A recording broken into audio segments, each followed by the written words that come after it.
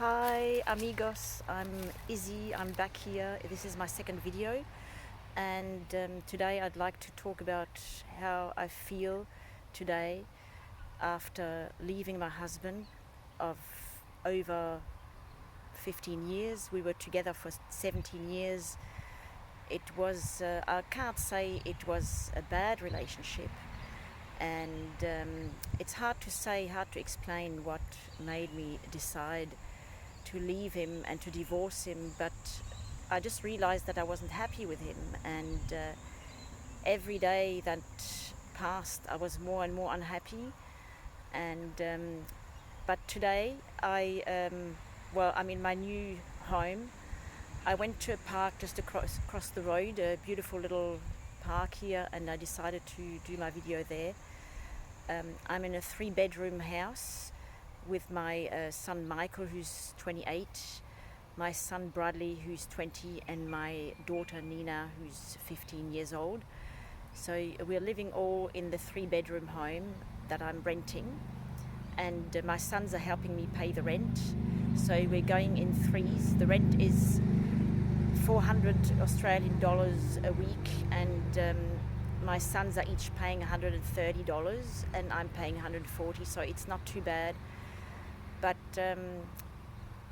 it took us about a week to move. There was a lot of stuff to pack and to transport to our new home, and it was very exhausting. And today I just feel absolutely physically and mentally exhausted, very tired, and emotionally drained. I don't really know. I don't feel anything really. I wish I could feel some relief or something positive, but I feel a lot of sadness, very deep sadness, and regret, and maybe also I'm questioning myself, did I make the right decision to leave my husband? I don't know at this stage. Maybe I made a big mistake, and only time will tell, but I think I needed to do this for myself, and I think for us, because I can't live a lie, and our relationship was really becoming more like a brother and sister relationship. The passion wasn't there anymore. I mean, I was always the one initiating anything sexual, but my husband, or I would say my ex-husband now, wasn't really interested. And he quite openly told me once that he would rather just live like roommates, like brother and sister living together, and that wasn't enough for me. I couldn't just be happy with that, and I remember just always longing for more physical contact and for more affection, and he wasn't prepared to give me that, and I believe that I wasn't unreasonable in that regard, that I was craving more affection and more physical closeness and more intimacy. He was more interested in going on his computer and watch his money grow on the screen. He had an affair with his money. He was obsessed with money. And also he wasn't transparent with regards with his money. He never told me how much money he's actually got, and he kept that a secret. It was like he was having an affair, but the woman wasn't a woman, she was money. So it was very infuriating in the end for me, and I couldn't, just to see him in front of the computer, and if I entered the room he would switch off the screen or it's as if he was watching porn or something, but no, he was watching his money grow on the computer, and but he had to hide that from me. He had to hide the evidence, so in the end I felt exactly like a woman whose husband was having an affair, and that really motivated me to leave him and to start a new life. And I still believe in love. I believe that one day there will be someone who will love me and who will be tender and affectionate, and who will not be who will not turn me away if I try to kiss him or if I try to hug him. And yeah, that's just it was I felt really, really sad that I was always craving this affection and this closeness, and it just wasn't there. I think it was there in the beginning. In the beginning, we were very passionate about each other, and also he would initiate a lot of the closeness and the sex. But as I think from the time we moved in together about 16 years ago, it stopped. He wasn't interested in initiating anything sexual with me anymore. It was like I had become not a lover to him, but just a roommate, a sister living with him. And yeah, we have a lot of flies here in Australia. This is called the Great Australian Salute when you do this. So yeah, as the years went by, I often tried to talk to him, and I said, I really feel like I want more affection. I'd really like you to initiate sex with me, and to show me that you actually still desire me and that you still have these kind of feelings towards me. But he would never do that, never. Even though I several times asking, could you please, show me, demonstrate to me that you love me in that way as well, And but no. And I once said to him, do you know, when people live in a sexless marriage, eventually they will grow apart and eventually they will divorce. That's what it leads to. I told him that several times, but it's like he didn't care. I think it's almost like he wanted us to divorce. He wanted us to live apart. And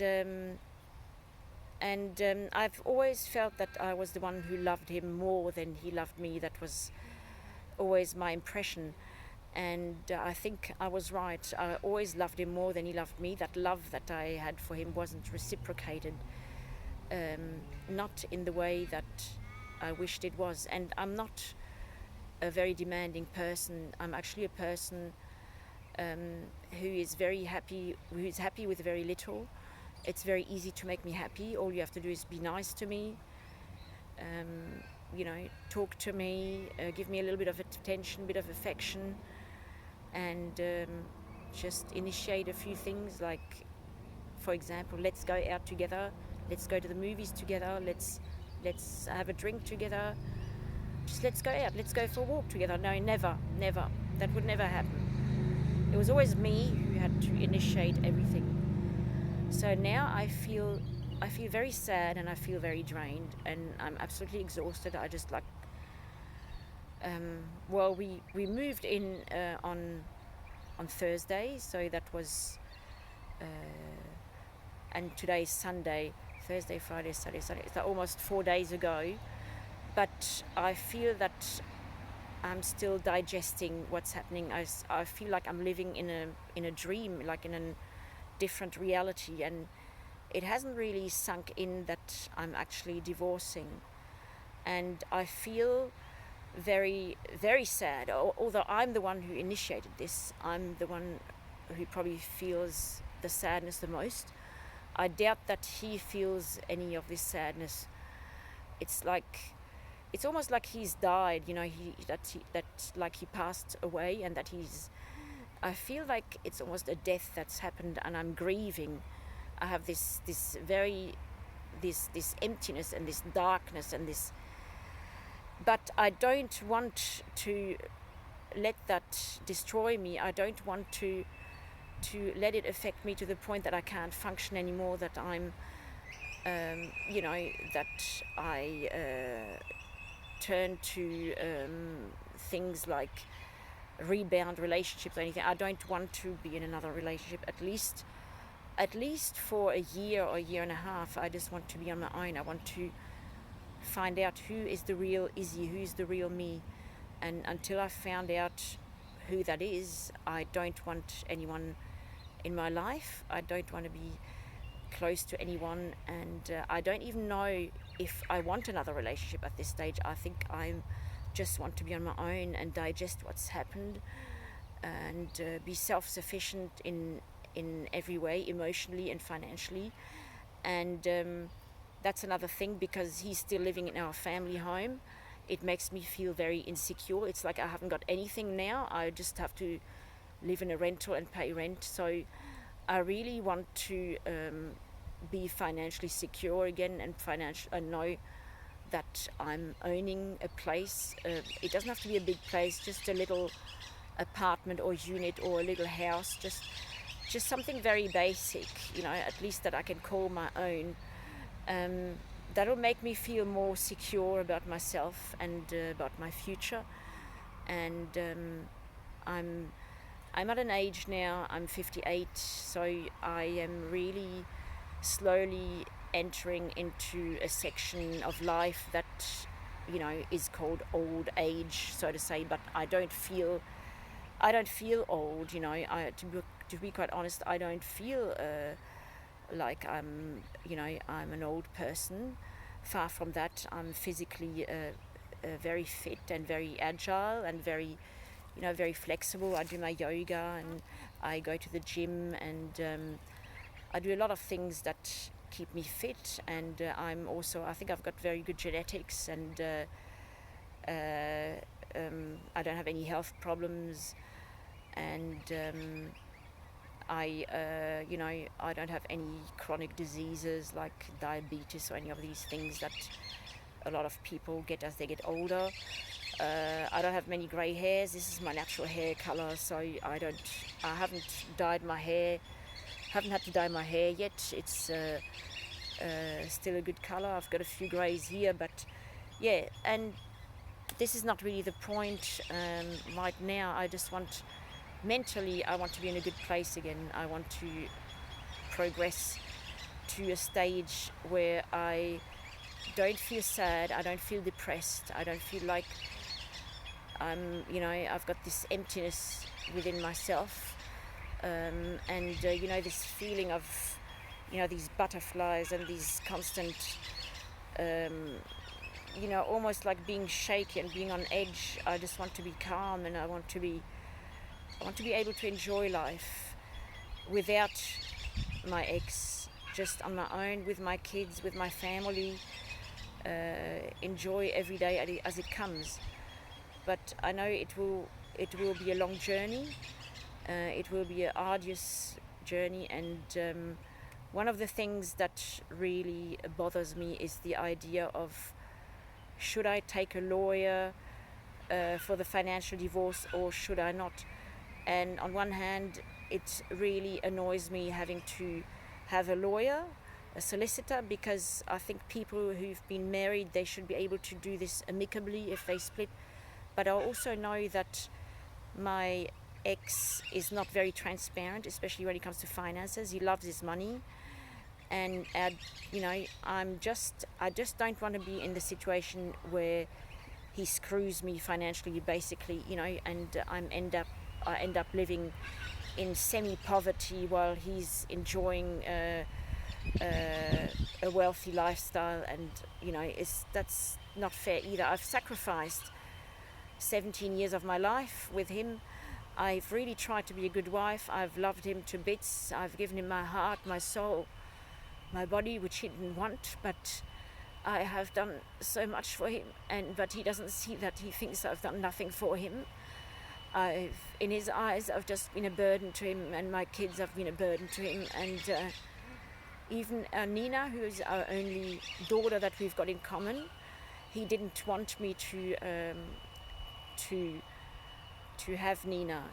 If it was up to him, I would have had an abortion, and Nina she wouldn't even be here. And that's the only positive thing that I really take away from this marriage, is my daughter, our daughter. She's just beautiful, and if it wasn't for her, I would really think right now I've wasted 17 years of my life, but I haven't, because Nina's there, our daughter's there, and I will never regret having, our daughter, having that child. it's just been a wonderful present that God gave us. I think every child is a present from God, and they're there for us to enjoy and to love and to cherish and to really be proud of. And I'm so proud of her, and I'm so proud of my other kids as well. The other ones are all adults, but I'm still very proud of them, and this gives me a reason to live and to keep going. Nina is one of those reasons, and I don't feel that I've wasted my time thanks to her, but I've given so much to this man, and I've given so much of my time, my effort.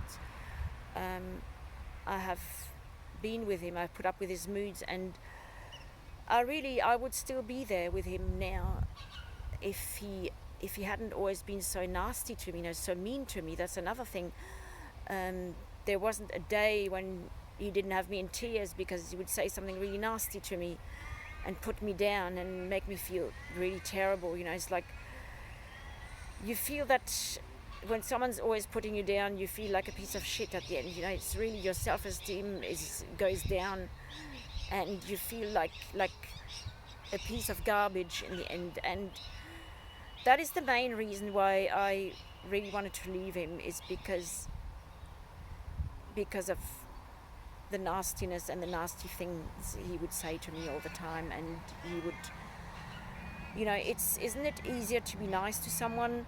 Why did he always have to be so nasty to me? Why did he always have to make it sound like I'm a burden? He didn't want me by his side. It's almost like he hated having me there by his side. And I felt like he didn't even want to have me there, and he was just putting up with me, and that really hurts. And that's the main reason. I didn't feel welcome. He would rather spend time with other people than with me. He would rather spend time going on the computer or doing other things. He would never want to be with me. It was always me initiating, let's watch this show on TV, but he would never say, there's something interesting to watch on, come. And maybe once in the whole 17 years, maybe he's done it once, but it's like he never wanted me to be there next to him. And I just wanted someone to make me feel wanted and loved and welcome, but he made me feel the opposite. So this is what motivated me to end it in the end. This is really the attitude he had towards me. Always this attitude. Either he was ignoring me, he would pretend not to hear. I would ask him a question and he would pretend not to hear me, or he would just not answer, like ignore me, like almost like like I was a piece of furniture, I was a piece of shit, and that's what really hurt the most. And he didn't even consider me like a real person. So this is what upset me the most, and it's not really about anything else. It's about his attitude towards me. And I would forgive the other things, like not wanting to go out or not wanting to initiate any any sexual activity, or not initiate. If he had been nice to me, and if he had been pleasant to me and loving in his, but he wasn't. He was most of it. Sometimes he was. Sometimes, maybe 10% of the time he would maybe be nice, but the rest he would be nasty. And does the nice, the rare nice moments, do they make up for a lot of the other moments when he has shown me contempt and ignored me and given me this body language that he didn't really want to be with me? I don't know. You tell me if that makes up for it. You feel like one of these people that get kidnapped and they develop positive feelings towards their kidnappers, you know, this Stockholm syndrome or whatever it is. And you know, when the kidnappers are sometimes nice to them, they cling to that and they then develop this love towards the kidnapper, but they forget that, you know, the kidnapper has abused them for like 90% of the time, and these 10% have to make up for it. I don't know, you tell me if that's... I'm very confused at the moment, and my thoughts are not very clear. I'm very confused. I'm very tired. I don't know where I'm going from here. I would like everything to be over quickly, but I know it will take a long time to get everything sorted out, especially the financial side of it. And you know, I wish I had the strength to you know, to embrace all this and to be ready for the challenges. But sometimes I feel I don't have any strength. I just feel empty and no energy, and I feel just a great fatigue. So I hope it will change, you know, in a few weeks. I'll feel a bit better and I'll be ready to tackle all those challenges and be a bit more positive about things. And I just hope that I haven't made the biggest mistake in my life. I don't know, at this stage it's all very confusing, so I will leave it at that. Thank you, my friend, for listening to me and for watching this, and I hope I'll see you in the next one. Yeah, bye bye.